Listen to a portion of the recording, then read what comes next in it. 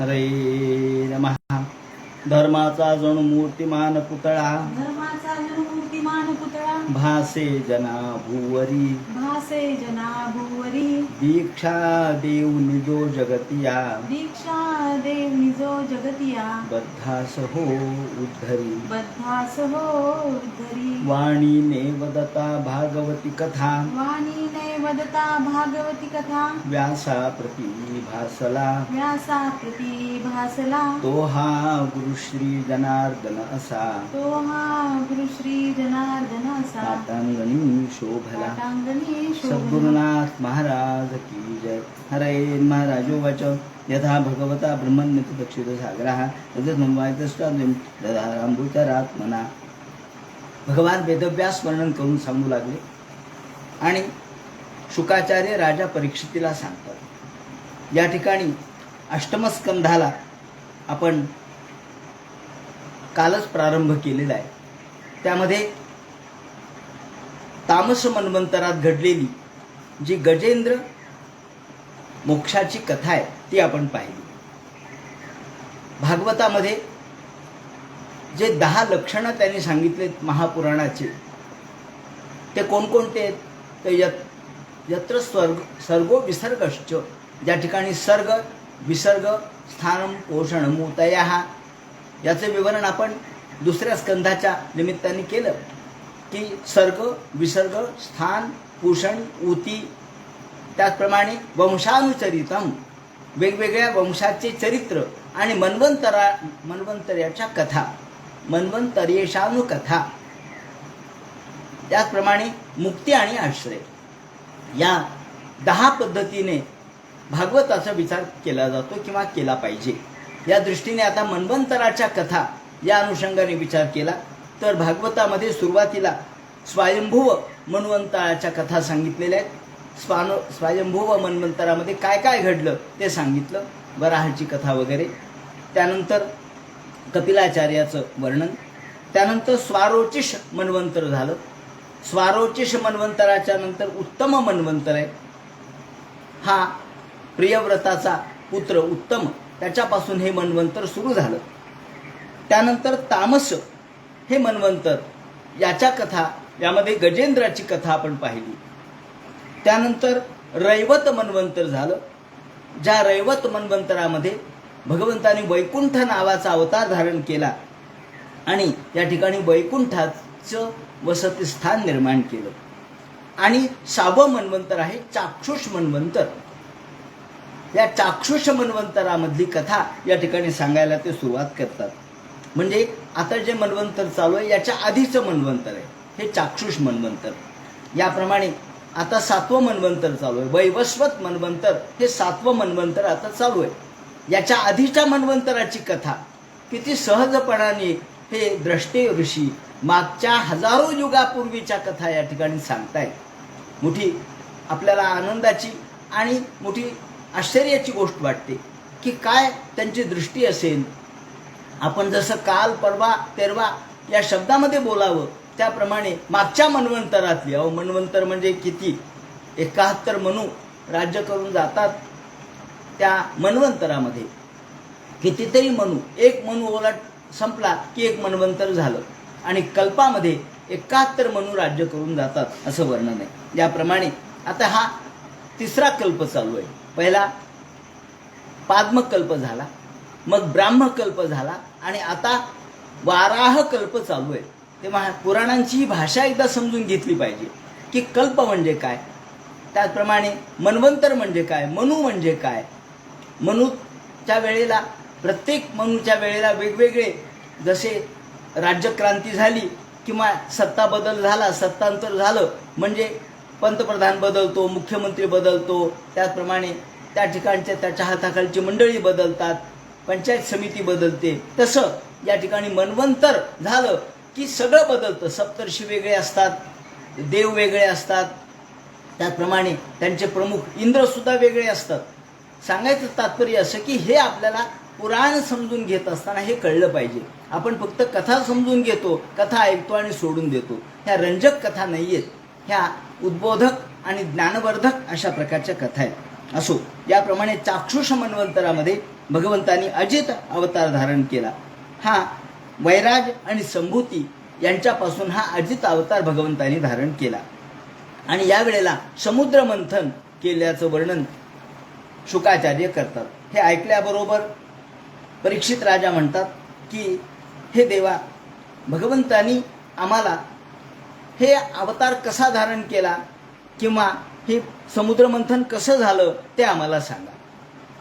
असं म्हटल्यानंतर शुकाचार्य म्हणतात, परीक्षिते, एकदा अशी घटना घडली की ज्या वेळेला यदा युद्धे सुरेर्देवा बाध्यमानाशितायुधैः गतासवो निपतिता नोत्तिष्ठेन्द्र स्म भूयशाः. एकदा इंद्र आपल्या आसनावर बसलेला असताना इंद्राला नेहमीच गर्व होतो आपल्या श्रीमंतीचा, त्याचप्रमाणे आपल्या वैभवाचा त्याला गर्व झाला. आणि एकदा घटना अशी घडली की यदा दुर्वास शापात सेंद्रा लोकास्त्र येऊन रूप, इंद्र वरून हे सगळे बसलेले असताना त्या ठिकाणी दुर्वास आले आणि दुर्वासानी एक सुंदर माला इंद्रासाठी आणलेली होती, ती इंद्राकडे टाकली. परंतु इंद्राने त्याकडे लक्ष दिलं नाही आणि ती माला हत्तीच्या पायाखाली तुडवली गेली. तो ज्या हत्तीवर बसला होता त्या हत्तीच्या पायाखाली ही माला तुडवली गेली. हे पाहिल्याबरोबर, हे ऐकल्याबरोबर आणि हे दिसल्याबरोबर दुर्वास चिडले आणि दुर्वासाने सांगितलं, अरे इंद्रा, ज्या अर्थी तू मदोन्मत्त झालास त्या अर्थी निश्री काष्ठा भमस्तत्र, तुझी आत्ताच्या आत्ता सगळी संपत्ती नष्ट होईल. श्री म्हणजे संपत्ती, वैभव, मोठेपणा, कीर्ती हे सगळं नष्ट होईल. असा शाप देता क्षणीच इकडे घटना अशी घडली की राक्षस माजले आणि राक्षसांनी देवावर आक्रमण केलं. देव बेजार झाले, पळून गेले, कारण इकडे शाप होता दुर्वासाचा. न यस्य वध्यो न ते रक्षणीयो. याप्रमाणे या घटना घडल्यानंतर सगळीकडे देव दाही दिशेला पळू लागले. यावेळेला काय करावं काही कळेना. इंद्राचं सिंहासन रिक्त झालं, सगळे देव पळून गेले आणि मग मात्र सगळे देव ब्रह्मदेवाला शरण गेले. देवा, काय करायचं सांगा. ब्रह्मदेव देखील वैकुंठात गेले, पण वैकुंठात भगवंताचं दर्शन झालं नाही. अरे, देव कुठे आहेत म्हणले, वैकुंठातही नाही. नाहम वसामी वैकुंठे. अहो, देव म्हणतात मी वैकुंठात नाही. मी कुठे आहे तर ज्या ठिकाणी भगवंताचे चरित्र गायन चाललेलं असतं ते तत्र तिष्ठामी नारद, त्या ठिकाणी मी नामसंकीर्तन जिथं चाललंय तिथे मी उभा आहे. याप्रमाणे वैकुंठात भगवान दिसले नाहीत. मग ब्रह्मदेवानी प्रार्थना करायला सुरुवात केली. ब्रह्मदेवाने हात जोडले आणि भगवंताची प्रार्थना करायला सुरुवात केली. हे देवा, अविक्रियम सत्यम अनंत माध्यम गुहाशयम निष्कल्म प्रतर्क्यम. या ठिकाणी ब्रह्मदेवाने केलेली प्रार्थना अत्यंत उच्च दर्जाची आहे, ज्यामध्ये भगवान सत्य अनंत स्वरूप आहेत. भगवान उपनिषदात वर्णन केल्याप्रमाणे सत्यम अनंत माध्यम, भगवान आद्य आहेत, सत्य आहेत आणि अनंत आहेत. गुहाशयम अत्यंत सूक्ष्म स्वरूप आहे त्यांचं स्वरूप सामान्यांना कळण्याच्या पलीकडचं आहे. गुहाशयम अर्थात अत्यंत अवघड अशा पद्धतीचं भगवंताचं अनाकलनीय कृष्ण विक्लिष्ट कर्मणः अत्यंत क्लिष्ट स्वरूप आहे. निष्कलप्रम प्रतर्क्यम मनोग्रयानम वचसा निरुक्तम नमामहे देववरम वरेण्यम. हे भगवंता, आपल्याला नमस्कार असो. तुम्ही या एकवर्णम तमसा परंत लोकमव्यक्त मनंत बारम. देवा, आपला अंतपार कोणाला लागत नाही. देवा, आपण आत्मतंत्र आहात. आम्ही आपल्याला नमस्कार करतो, आपल्याला शरण आलेलो आहोत. देवा, आपण अव्रण आहात, अनंत पार आहात. आता भगवंताचं विराट स्वरूप या ठिकाणी वर्णन केलेलं आहे. प्रसीदातान्नस्य महाविभूती असं म्हणून भगवंताच्या विराट स्वरूपाचं वर्णन केलेलं आहे. देवा, हे सगळं विश्व आपलं स्वरूपामध्येच आहे. ईशो नगानाम प्रजानाम प्रसीदतान्नस्य महाविभूती. सोम हे आपलं मन आहे, त्याप्रमाणे सूर्य हे आपले डोळे आहेत, त्याप्रमाणे नग हे मोठमोठे पर्वत, त्याचप्रमाणे नद्या ह्या आपल्या नाड्या आहेत, आणि अग्निर्मुखम, अग्नी हे आपलं मुख आहे. त्याचप्रमाणे प्रजापती हे आपलं जननेंद्रिय आहे. जात क्रिया कांड निमित्त जन्मा अंत समुद्रेनु पचन स्वधातून. याप्रमाणे देवा हे सगळं, दिशा म्हणजे तुमचे कान आहेत, त्याचप्रमाणे हृदय म्हणजे तुमचा आकाश आहे, प्राणेंद्रियात्मा सुशरीर केतम प्रसिद्धतांना स्वाहा विभूती, हे सगळं विश्वव्यापक स्वरूप या ठिकाणी वर्णन केलंय.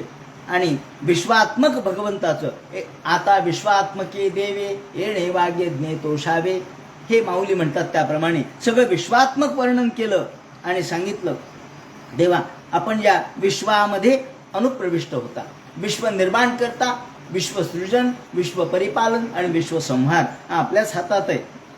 द्रव्य त्याप्रमाणे कर्म गुण हे आपल्याला लागू पडत नाहीत, परंतु आपण त्याचा स्वीकार करून सगुण रूप धारण करता. परंतु प्रत्यक्षात आपण निर्गुण निराकार निर्विकार आहात. यथा स्कंद शाखा नाम, ज्याप्रमाणे स्कंद शाखा नाम, मुळामध्ये मुळाला पाणी घातलं की जसं झाडांना आपोआप प्राप्त होतं, फळांना आपोआप प्राप्त होतं, त्याप्रमाणे फांद्यांना आपोआप प्राप्त होतं. त्याप्रमाणे आपली एकदा प्रार्थना केली की ती सर्व लोकांना प्राप्त होते. आपण म्हणतो ना की आकाशात पतितम तोयम यथा गच्छति सागरम, आकाशातून पडलेलं पाणी जसं सागरालाच जातं तसं एका भगवंताला कोणालाही नमस्कार केला तो भगवंताला नमस्कार केल्याचं का होतो. याप्रमाणे देवा आपण अग्निप्रमाणे आहात. जसा अग्नी ह्या लाकडामध्ये असतो, परंतु लाकडापेक्षा तो वेगळा असतो.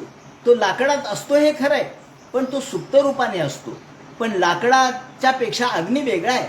अग्नी हा लाकडाला शेवटी भस्मसात करतो. त्याप्रमाणे आपण गुणाच्या द्वारे प्रगट होता, परंतु गुणाला नष्ट करता. म्हणून आपण निर्गुण निराकार निर्विकार आहात. याप्रमाणे भगवंताची प्रार्थना केल्याबरोबर ब्रह्मदेवांनी ही प्रार्थना केली. सर्व देवांनी हात जोडले आणि एवढ्यात स्वच्छाम मरकत श्यामाम कंजगर्भारुणे क्षणाम, भगवान त्या ठिकाणी प्रगट झाले. जे वैकुंठात दिसले नाहीत ते या ठिकाणी प्रगट झाले. आणि ते कसे दिसले तर स्वच्छ अशा प्रकारच्या मरकत श्यामाम, श्यामल रंगाची भगवंताची मूर्ती होती.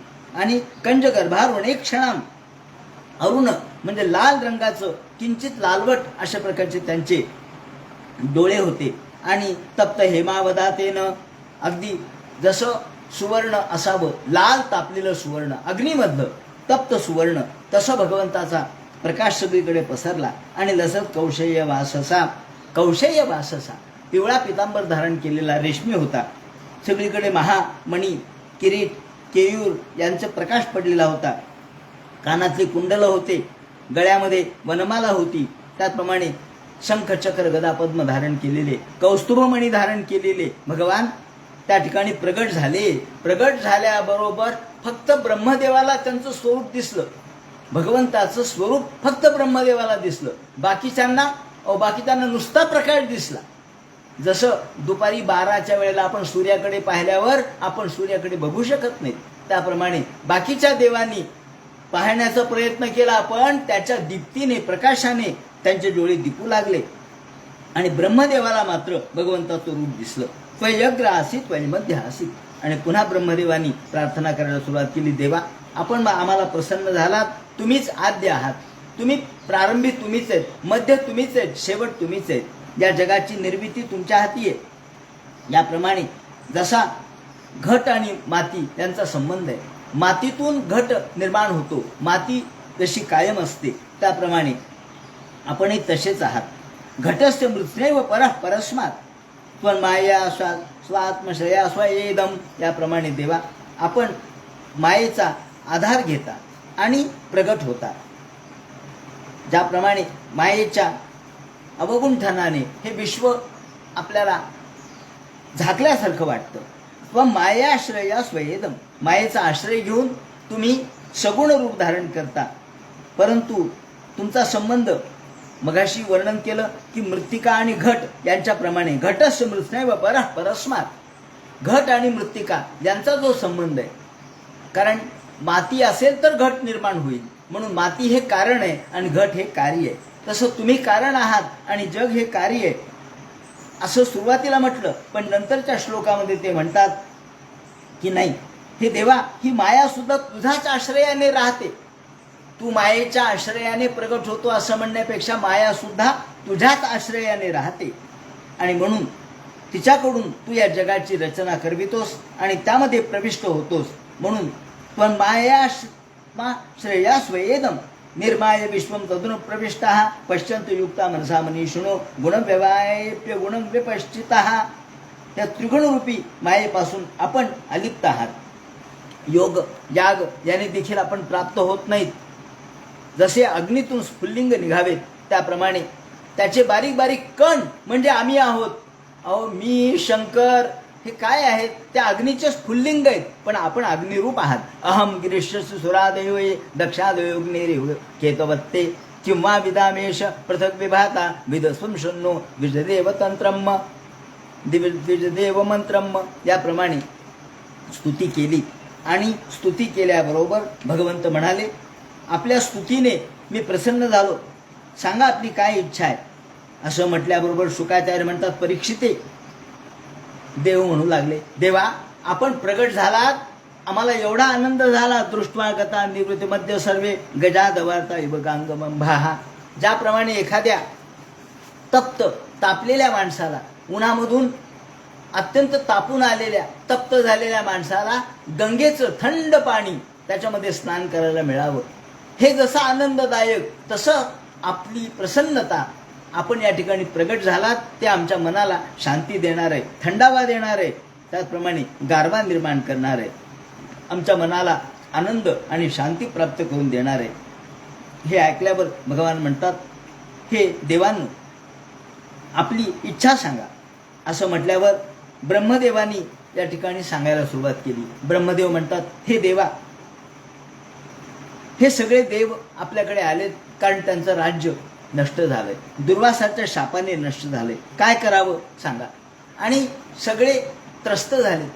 या ठिकाणी आपल्याला काहीतरी योग्य उपाय केल्याशिवाय की ज्यामुळं या सर्व लोकांना, देवांना जखम होणार नाही, त्रास होणार नाही. कारण नेहमीच युद्ध सुरू असतात. सुर आणि असुर, देव आणि दानव यांचं नेहमीच युद्ध सुरू असतं. आणि या युद्धामध्ये काय होतं, दानवाचा जय होतो आणि देव बिचारे पराजित होतात. काय करावं लागेल सांगा. हंत ब्रह्मन हो शंभो. आता बळी हा बळवान झालाय, काय करावं सांगा. असं म्हटल्याबरोबर देव म्हणाले, आता या ठिकाणी फार महत्वाचा विचार त्यांनी सांगितलाय. यात दानव दैत्यास्तावत धंदीर विधीयताम. हे देव हो, ब्रह्मदेव शंकर सर्वच प्रार्थना करू लागले. ते म्हणतात, आता तुम्हाला काळ अनुकूल नाही. भगवान सुद्धा हेच सांगतात, कारण काळ जरी भगवंताच्या ताब्यात असला तरी आपण काळाच्या ताब्यात आहे. त्यामुळे ज्या वेळेला काळ अनुकूल नसतो त्यावेळेला कोणतं काम करू नये. भगवान म्हणतात, हे देवांनो तुम्हाला आता काळ अनुकूल नाही, काळ प्रतिकूल आहे आणि प्रतिकूल काळामध्ये तुम्ही किती प्रयत्न केले तरी अनुकूलता प्राप्त होणार नाही. मग काय करावं लागेल. ते म्हणतात, संधीर विधीयताम. एक काम करा, आता बळीचं राज्य आहे, बळी बलवान झालाय, तेव्हा बळीकडे जा आणि त्याच्याकडे युद्धबंदी संधी हात जोडा, प्रार्थना करा आणि युद्ध थांबवा म्हणून सांगा. संधीर विधीयताम. अहो आपल्याकडे सुद्धा आपण शेवटी शांततेचाच मार्ग स्वीकारतो. समझौता एक्सप्रेस काय होती, अटल बिहारी वाजपेयींनी समझौता एक्सप्रेस सुरू केली पाकिस्तान भारतात. कशामुळं, अहो शेवटी संवाद झाला पाहिजे आणि संवाद झाला तरच भांडण कमी होईल, त्यातून काहीतरी आपल्याला लाभ होईल. तेव्हा ते म्हणतात, संधीर विधीयताम. शत्रू बरोबर समेट करा. भगवंतांनी सल्ला दिलाय की हा व्यावहारिक सल्ला आहे. आपण सुद्धा कोणाशी भांडावं, कधी भांडावं याला नियम आहे. नेहमीच काही धच्चोटसारखं भांडून चालत नाही. आपल्याला नेहमीच माझ्यात शक्ती आहे मी भांडतो असं म्हणून चालत नाही. काही वेळेला माघार घ्यावी लागते. ही यशस्वी माघार अनेक वेळेला छत्रपती शिवाजी महाराजांनी यशस्वी माघार घेतलेली आहे. सांगायचं तात्पर्य असं की ज्या ज्या वेळेला आपल्यावरती संकट येतं त्यावेळेला त्याचा सर्व बाजूने विचार केला पाहिजे की आता आपल्याला जर काळ अनुकूल नसेल तर अशा प्रतिकूल कालामध्ये जीव वाचवणं महत्वाचं आहे. जीव वाचला म्हणजे बाकी सगळं करू. मग आता जीव वाचवायचा असेल तर एक आहे, संधीर विधीयताम. समेट करा. कारण कालेनानुग्रहितैस्तैर्यावत वो भव आत्मनः. जोपर्यंत काळ अनुकूल येत नाही तोपर्यंत तुम्हाला संधी करावी लागेल, समेट करावा लागेल, समझोता करावा लागेल. अरयोपी ही संधेया, हा फार महत्वाचा मुद्दा भगवंतांनी या ठिकाणी सांगितलाय. श्रीमद भागवत हे आजच्या काळासाठी कसं उपयुक्त आहे, श्रीमद भागवताने आजच्या काळासाठी काय सांगितलंय, हे जर आपल्याला पाहायचं झालं तर असे काही संदर्भ पाहावे लागतील. कोणते? अरयोपी ही संधेया. अहो, शत्रू जरी असला तरी त्याच्याबरोबर समेट करा, कायम शत्रुत्व ठेवू नका. निदान वरवर तरी गोड बोला की ज्यामुळं शत्रूच्या पोटात शिरून आपल्याला त्याचं काय जे असेल ते समजून घेता येईल, त्याच्या न्यूनगंडाच्या गोष्टी समजून घेता येतील आणि मग हल्ला करता येईल. जर तुम्ही शत्रूच्या पोटात शिरला नाहीत तर शत्रूच्या न्यून बाबी तुम्हाला कळणार नाहीत. म्हणून अरयोपी ही संधेया सती कार्यार्थ गौरवे. या ठिकाणी जो मुद्दा भगवंतांनी शब्द वापरलेत ते फार मार्मिक आहेत की अरयोपी ही संधेया, शत्रू जरी असला तरी त्याच्याबरोबर संधी करा, त्याच्याबरोबर समेट करा, त्याच्याबरोबर सुलानामा करा, त्याच्याबरोबर तडजोड करा.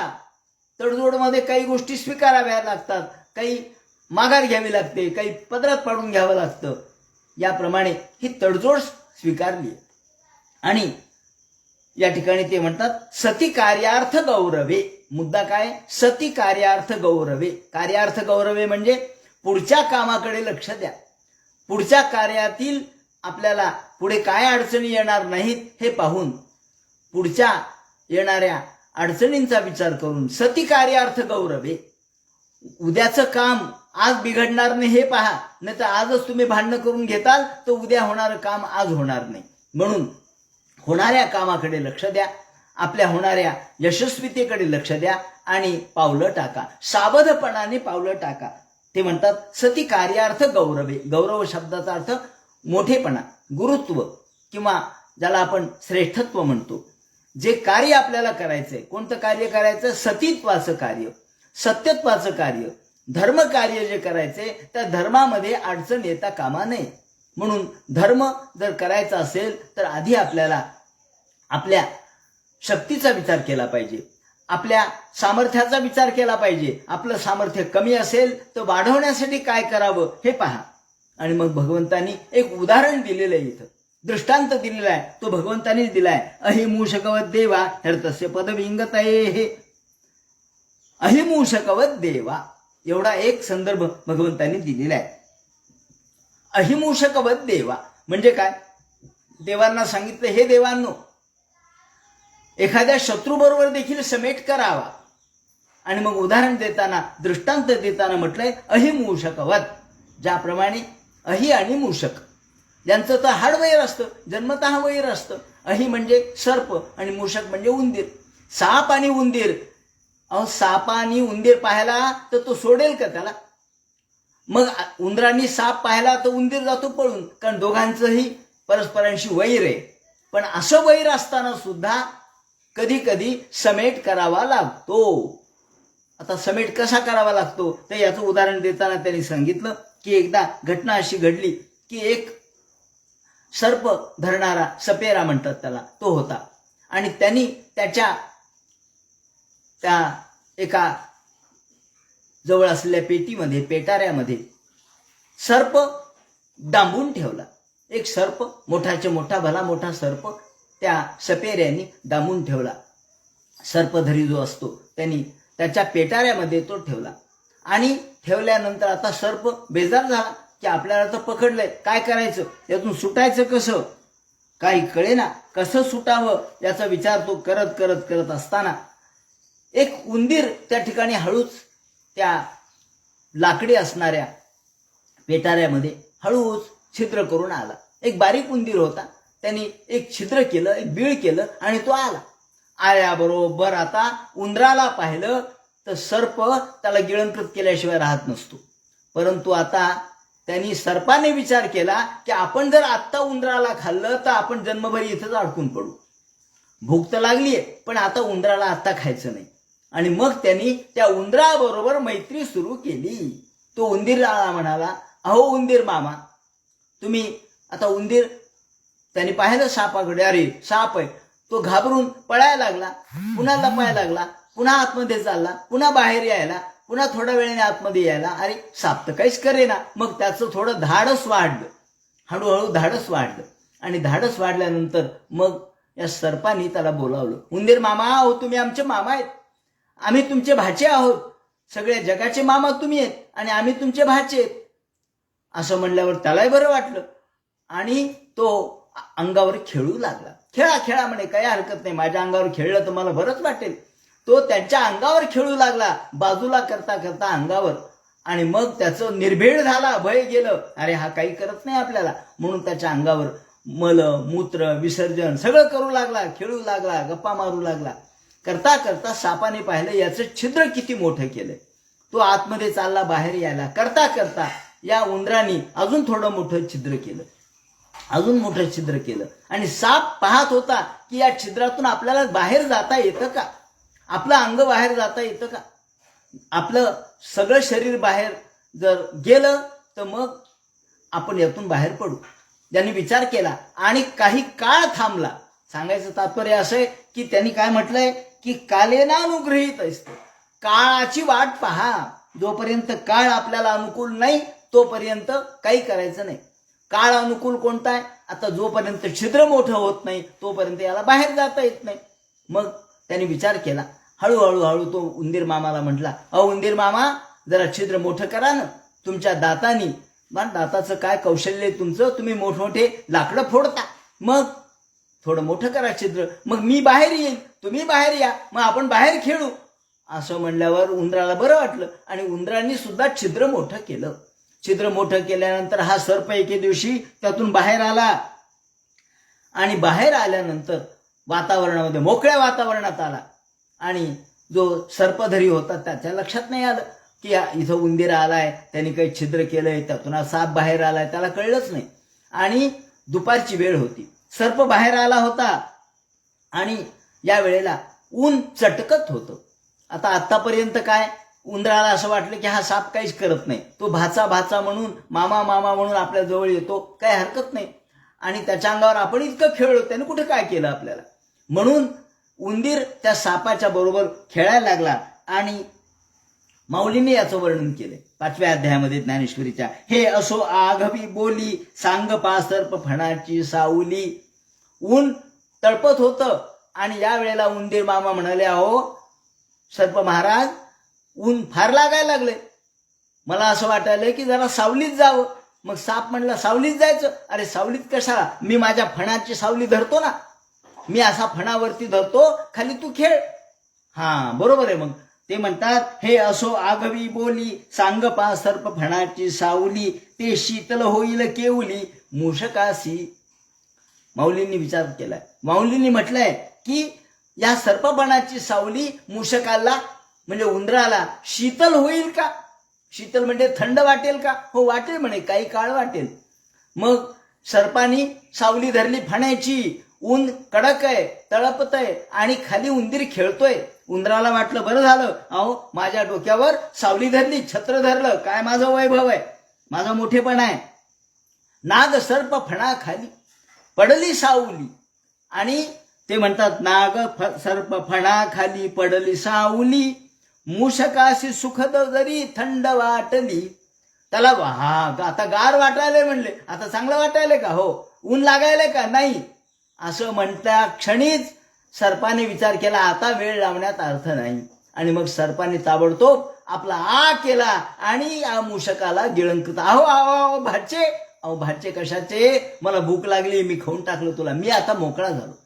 जोपर्यंत आपण अडकलेलोय तोपर्यंत शत्रूशी समेट करावा आणि एकदा मुक्त झालं की मग शत्रूच्या डोक्यावर पाय द्यावा. ही एक युक्ती भगवंतांनी, व्यावहारिक युक्ती या ठिकाणी सांगितली. आणि म्हणून ते म्हणतात, अहि मूषकवत देवा ह्यर्थस्य पद भिंगते. हे आपला अर्थ, आपलं लक्ष साधायचं असेल, आपला हेतू साधायचा असेल, आपली इच्छित मनोकामना साधायची असेल तर शत्रूशी देखील मैत्री केली पाहिजे, पण कामापुरती.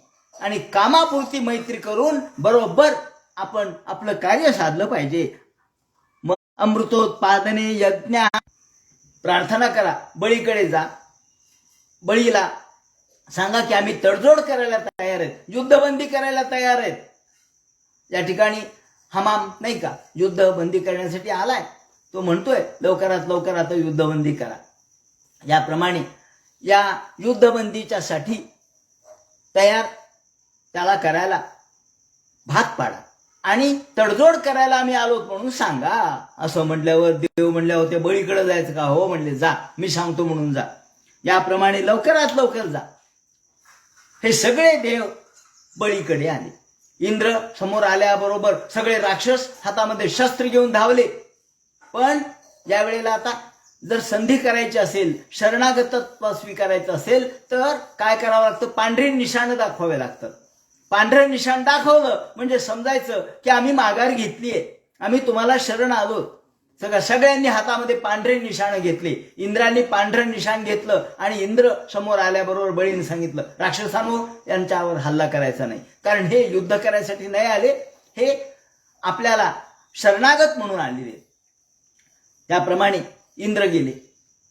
बळीने इंद्राचं स्वागत केलं आणि इंद्राने प्रस्ताव मांडला. ते वैरोचन मासीनम गुप्तमच्या सुरयुथपैही. मोठ्या गोड भाषेत आपलं जर काम साधून घ्यायचं असलं तर गोड भाषा वापरावी लागते. कडक भाषा वापरून, व्यावहारिक भाषा वापरून चालत नाही. मग ते म्हणतात महेंद्र लक्षणा या वाचा. महेंद्र इंद्रानी अत्यंत जिभेवर साखर पिरणी केली, गोड बोलले आणि गोड भाषेमध्ये बलीला सांगितलं, वाचा सांत्वयित्वा महामतीही. महामती असलेला बळी त्यांना सांगितलं, बळी महाराज, आपण मोठे आहात, आपण या ठिकाणी राज्यकर्ता आहात, आपण नेहमीच यादव या ठिकाणी दोघांचं युद्ध आपलं होतच आहे, देव आणि दानव यांचं नेहमी युद्ध होतं.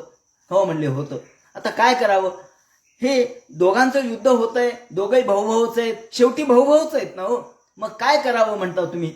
माझं असं म्हणणं आहे की नेहमी तुमचंही नुकसान होतं ना आमचंही नुकसान होतं. देवही मरतात आणि राक्षसही मरतात. तर आपण एक काम करू, आपण दोघांनी मिळून प्रयत्न करून अमृत उत्पन्न करू, समुद्रामधून अमृत निर्माण करू, अमृत मंथन करू, म्हणजे आपल्याला अमृत प्राप्त होईल आणि मग आपण कुणीच मरणार नाही. असं म्हणल्याबरोबर त्यासाठी आपण काय करावं? तदरोचत दैत्यस्य. आपण या समुद्रामध्ये मेरू मंदर पर्वत हा टाकू आणि मंदर पर्वताच्या साह्याने मंदर पर्वताची रवी करून त्या ठिकाणी वासुकीला दोरी करू आणि घुसळण करू. तुम्ही एका बाजूला उभा राहा, आम्ही एका बाजूला उभा राहतो, घुसळण करू आणि या समुद्रामधून सगळी घुसळण केली की आपोआपच त्यातून अमृत निघेल.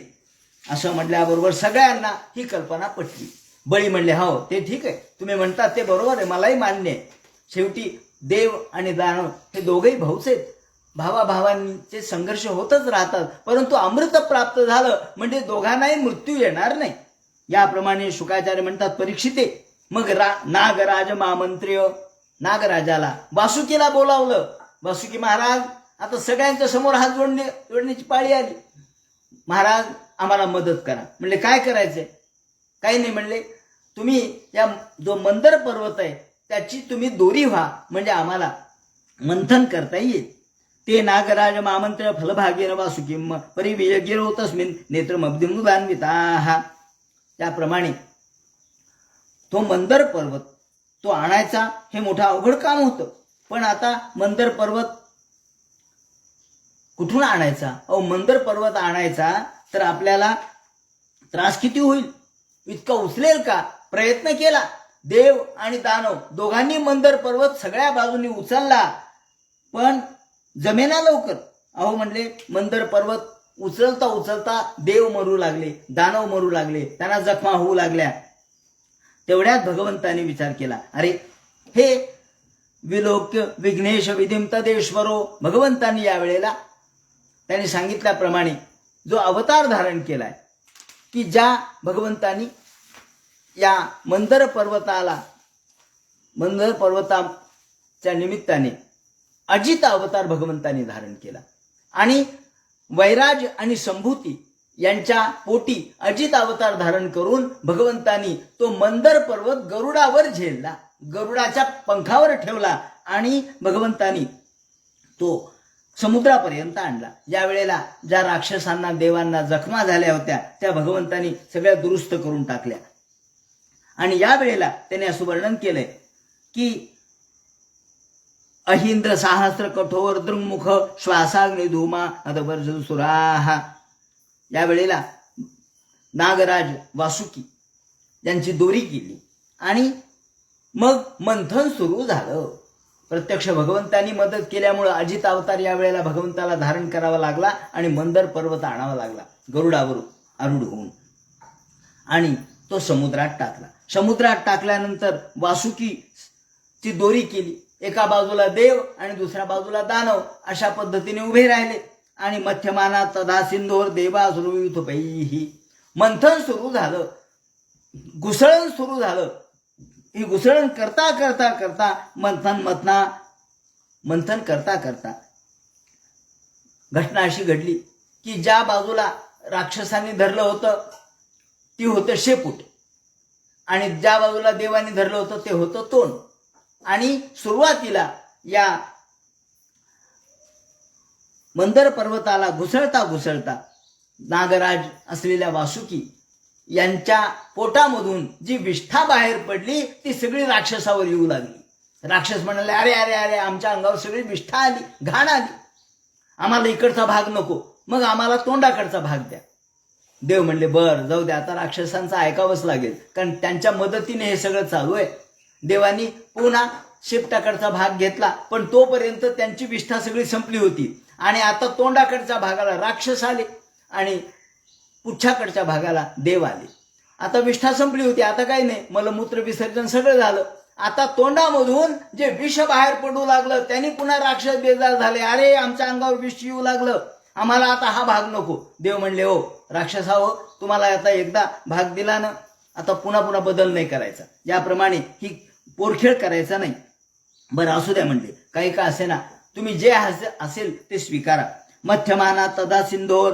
आणि जे समुद्रामध्ये मंथन सुरू झालं, अहो प्रचंड समुद्र, त्यातून काय होऊ लागलं ते म्हणतात, अहो त्यातून प्रचंड वायू निर्माण झाला. समुद्रात मंथन म्हणजे का सोपी गोष्ट आहे का? आणि प्रचंड असलेला मंदर पर्वत यांच्या द्वारे हे सगळं मंथन सुरू झालं. दवाग्नी दग्धा सरला इवा भवन. आकाशामध्ये प्रचंड अशा प्रकारचा वायू आणि त्यातून आकाश तापून निघालं, सगळीकडे प्रचंड वारा सुटला आणि अहिंद्र साहस्र कठोर दृङ्मुख श्वासाग्नी धूमात वर्चसो सुराः. श्वासाग्नी, सगळीकडे प्रचंड अग्नी लागावा, आग निर्माण व्हावी, अशा प्रकारची स्थिती निर्माण झाली. आणि दावाग्नी लागावा, अरण्यामध्ये अग्नी लागावा, तसं सगळीकडे सर्वत्र या वाऱ्याने सगळं पेटून उठल्यासारखं झालं. आणि धूम्रांबर आकाशातलं सगळं आकाश धुळकट झालं, सगळं ढगाने व्यापून गेलं. आणि सम्यभ्यवर्षण भगवान वशा घना. आणि समुद्राच्या उर्मी, समुद्राच्या लाटा तर आकाशापर्यंत पोहोचू लागल्या. भगवंतानी विचार केला, अरे आता ह्या हे समुद्रामध्ये ह्या सुरू झाले मंथन खरं, पण हा पर्वत खाली खाली खाली खाली जाऊ लागला. अरे पर्वत तर खाली जाऊ लागला, मग पर्वताला वरती कुणी आणायचं? भगवंतानी विचार केला. या वेळेला भगवंतानी कच्छाचं रूप धारण केलं, भगवंतानी कासवाचं रूप धारण केलं आणि त्या मंदर पर्वताच्या खाली भगवंत थांबले. म्हणून आपण प्रत्येक देवळामध्ये कासव असतो. कासव हे प्रतीक आहे. कशाचं प्रतीक आहे? कूर्मांगानीव सर्वशः. आपण कूर्मांगानीव, आपण सगळे इंद्रिय ताब्यात ठेवले पाहिजे, त्याचं ते प्रतीक आहे. ज्याप्रमाणे हा कच्छ सगळ्या अवयव आवरून घेतो, त्याप्रमाणे आपण बाहेर पडणाऱ्या इंद्रियाला आवरून घेतलं पाहिजे, या अर्थाने ते कासव आहे. दुसरा अर्थ असा आहे की कितीही परिस्थिती वाईट आली तरी कासवाची पाठ अत्यंत कठोर असते. कमठपृष्ठ कठोर मिदम धनुम. त्याची पाठ अत्यंत कठोर असते, त्याच्यावर काही प्रहार केला तरी काही फरक पडत नाही. तसं आपल्यावर कुणीही काहीही प्रहार केला तरी आपली जी मूळ शांत वृत्ती आहे ती आपण बिघडवून देता कामा नये, यासाठी सुद्धा आपण या कासवाचा विचार केला पाहिजे. आणि भगवंतांनी ते रूप धारण केलंय आणि कासव म्हणजे स्थिर केलं, त्या पर्वताला स्थिर केलं.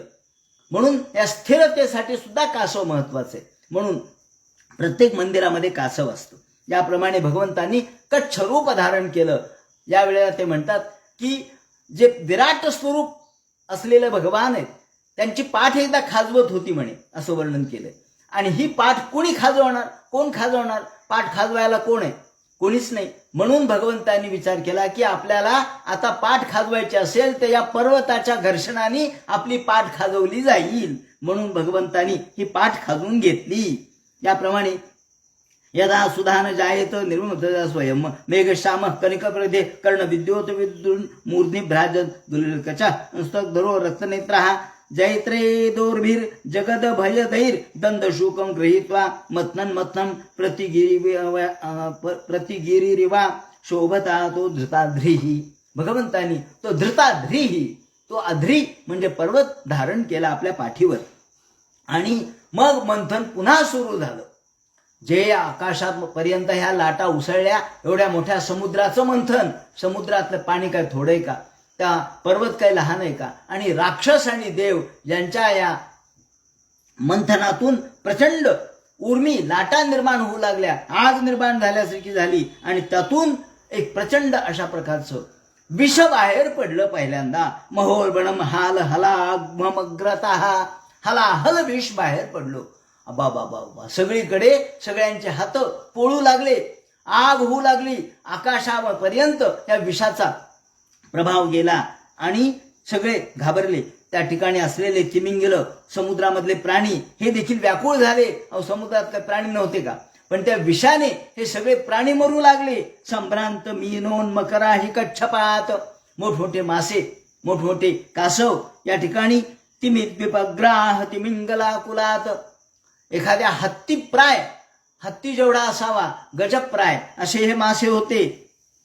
पण ते सुद्धा व्याकुळ झाले. तदुग्र वेगम दिशी दुष्टपर्यधो. बाबा त्यातून विष बाहेर आलं आणि ज्या विषाच्या प्रभावाने सगळे बेजार झाले. काय करावं? अरक्षमाणा, आता आपलं रक्षण कोण करणार? सगळ्यांच्या मनात डोक्यात विचार आला. म्हणले आता विषापासून रक्षण फक्त एक भोळा देव करू शकतो. कोण? महादेव. फक्त महादेवच इथं आले नव्हते, बाकी सगळे आले होते.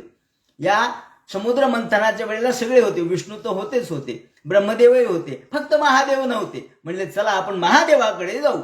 सगळे जण अरक्षमाणा शरणम सदाशिवम.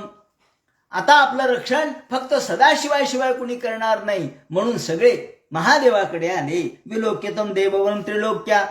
सगळे देव, ब्रह्मादिक सगळे देव कैलास पर्वतावर आले आणि प्रजापती ब्रह्मदेव स्वतः प्रामुख्य घेऊन समोर उभे राहिले आणि त्यांनी याचं नेतृत्व केलं. या देवांचं प्रजापतीने हात जोडले महादेवाला आणि महादेवाला नमस्कार केला. पाहिलं शरणापन्नाम. महादेवाने पाहिलं, अरे ब्रह्मादिक देव सगळे देव आले. ब्रह्मदेवाने हात जोडले. ब्रह्मदेव म्हणाले, महादेवा आम्ही तुम्हाला शरण आलोत. आपण तुम्ही एक सर्व जगत ईश्वरो बंध मोक्षयो हो. आपण सगळ्या जगाचे स्वामी आहात. बंध आणि मोक्षाचे आपणच देणारे आहात. आम्ही तुम्हाला शरण आलोत. का शरण आलोत? आम्ही विपत्तीत आहोत, आपत्तीत आहोत, आम्ही दुःखीत आहोत, आम्ही शोकात आहोत. का बरं? दहनात विषात. विषाच्या या सगळ्या प्रभावाने आमचं अंग सगळं पोळून निघालंय. आम्ही मोठ्या संकटात आहोत. देवदेव महादेव भूतात्मन भूतभावन पाहिन शरणापन्ना त्रैलोक्यम दहनात विषात. अहो हे सगळे त्रैलोक्य विषाने पोळून निघालंय, विषाने जळू लागलंय, सगळं त्रैलोक्य जळू लागलंय. आणि आपण तर सगळ्यांचे गुरु आहात, आपण मोठे आहात. जग जर जळत असेल तर आपण शांत कसे बसणार बरं? महादेव शांत डोळे झाकून तपश्चर्या करत बसले होते. ब्रह्मदेव म्हणाले, देवा अहो सगळं जग जळू लागलंय, आपण डोळे झाकून कसे बसलात? उठा आणि आमचं रक्षण करा, जगाचं रक्षण करा. त्वं शब्द यो निर्जगदादिरात्मा प्राणेंद्रिय द्रव्य गुण स्वभावः कालकृतु सत्यमृत्यंच धर्म वैयक्षरम त्रिविधा मनंती. सगळे देव आपल्याला नमस्कार करतायत. आपण आपलं स्वरूप हे कसं आहे? अग्निर्मुखम. अहो अग्नी हे तुमचं मुख आहे. तुम्हाला काय अवघड आहे? विष प्राशन करणं अवघड नाहीये, कारण विषापेक्षा मोठा प्रभाव तुमच्या जवळ आहे. तुम्ही अंगावर सगळे नाग धारण केलेले आहेत. दिशश्च कर्णो रसने जलेशम. देवा आपण व्यापक आहात, त्रिभुवन सुंदर आहात, त्याप्रमाणे त्रिभुवनात्मक आहात. विश्व निर्माण करणं आणि विश्व संहार आपल्या सहज हातामध्ये. आणि म्हणून हे देवा आम्हाला आपल्याला शरण आलो. एतत् परम प्रशंसामो. महादेव जागे झाले.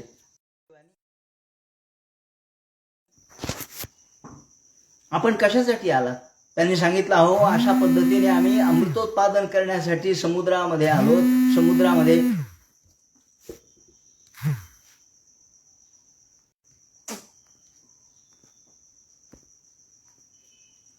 अमृतोत्पादन करण्यासाठी समुद्रामध्ये आलो. तर समुद्राला या ठिकाणी मंथन करू लागलो तर त्यातून विष बाहेर पडलं. आता काय करावं? या विषापासून सगळं जग जळू लागलंय. तुम्ही जगाचं रक्षण करा. तुम्ही जगाच्या आईबाप आहात. आपण म्हणतो ना, पार्वती परमेश्वरो जगतः पितरो वंदे पार्वती परमेश्वरो. पार्वती परमेश्वर म्हणजे जगाच्या आईबाप आहेत. तेव्हा आपण आई वडिलांना काळजी असते मुलांची. त्यामुळे आपण या ठिकाणी आमच्या जगाची काळजी घेण्यासाठी आपण आम्हाला मदत करा. आपण काय करा? ते म्हणे, अहो विष निघालं. मग प्रीत ते हरो भगवती प्रिय संसाराच राहा तस्मात गरम भुंजे प्रजानाम स्वस्तिरस्तु मे. जगाच्या कल्याणासाठी हे विष प्राशन करा. हो काय? विष प्राशन करण्यासाठी तुम्ही आलात म्हणजे मला विषप्राशन करण्यासाठी सांगता का? हो जेवायला बोलवा ना पंचपक्वान्नाचं. नाही म्हणले विषप्राशन. दुःख झालं म्हणजे लोकाला आईची आठवण होते. तेव्हा प्राणे स्वम प्राणीन पांती साध भक्षण भंगुरही ही. देवा आपल्यासाठी हे सगळं अल्प आहे. तेव्हा तुम्ही जगाच्या कल्याणासाठी हे करा. शुकाचार्य म्हणतात, परीक्षिते भगवंतांनी पार्वतीकडे पाहिलं. पार्वती काय म्हणतात? हे विषप्राशन करा. पार्वतीला त्यांचा प्रभाव माहित होता. पार्वती म्हणाले, काही हरकत नाही, तुम्ही प्या विष. जगाचं कल्याण करायचं असेल तर विष घ्यायला काही हरकत नाही. जगाचं कल्याण होणार असेल तर तुम्ही विष घ्या. का? अहो तुम्ही जगाचे आईवडील आहात.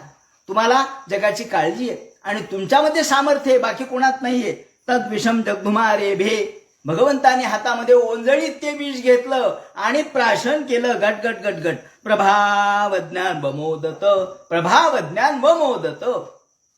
पार्वतीला त्यांचा प्रभाव माहित होता म्हणून त्यांनी अनुमोदन दिलं. घ्या.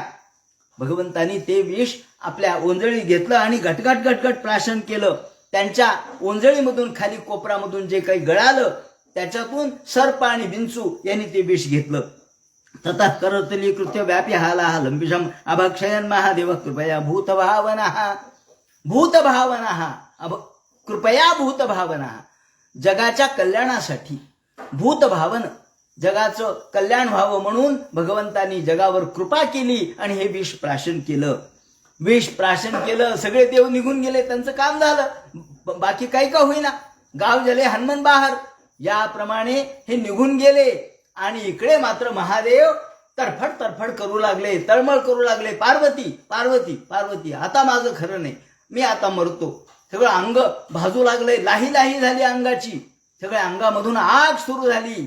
मग त्या ठिकाणी अंगावर सर्प घेतले थंड वाटावं म्हणून. त्याचप्रमाणे राख अंगाला फासली. चंद्र डोक्यावर घेतला. गंगा डोक्यावर घेतली. पण काही थंडावा वाटे ना. काय करावं? पार्वती म्हणली, अहो महादेवा शंकरा, तुम्ही विसरलात, तुमच्या गुरुला विसरलात. अरे राम नामामृतम पिबन. रामरूपी अमृताचं प्राशन करा. राम नाम हे अमृतमय आहे, त्याचं प्राशन करा. ते तुमचं रक्षण करणारे तुमचे गुरु. असं म्हटल्याबरोबर महादेवानी रामनामाचं स्मरण केलं. असं म्हणल्याबरोबर सगळ्या अंगातून जे विष निघालं ते बाहेर पडायचा प्रयत्न करू लागलं. म्हणल्याबरोबर राकारो चार मात्रेनं म्हणल्याबरोबर अंगातलं सगळं विष बाहेर पडलं. आणि म्हणल्याबरोबर मकार असतात कपाटवत. म्हणल्याबरोबर ते बंद झालं. आता सगळं विष अंगातून बाहेर पडणार.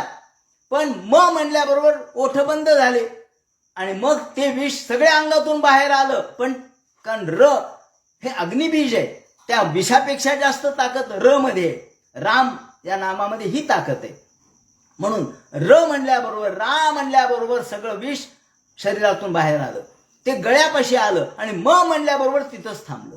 म्हणून ते म्हणतात यच्च कार गले नीलम तच्च साधुर विभूषणम. आणि म्हणून भगवंताचा गळा निळा झाला, काळ निळ पडला गळा, बाकी सगळं अंग या विषापासून मुक्त झालं आणि तोंडामध्ये बाहेर पडलं असतं तर पुन्हा जग जळालं असतं. म्हणून मकारस्त कपाटवत, कपाटवत ज्याप्रमाणे बंदिस्त असावं त्याप्रमाणे आपण ओठ बंद केले, तसं त्यांनी म्हटल्याबरोबर ओठ बंद झाले आणि विष हे गळ्यामध्येच राहिलं. त्याचं तात्पर्य असं आहे की आपल्याला कोणाबद्दलही किती मनामध्ये द्वेष असला, मत्सर असला, राग असला तरी तो तोंडाच्या बाहेर काढू नये, तो आपण गळ्यामध्येच ठेवावा, आपल्या घशामध्ये ठेवावा, तो बाहेर काढू नये, हा त्याचा तात्पर्य अर्थ आहे. याप्रमाणे यच्चकार गले नीलम.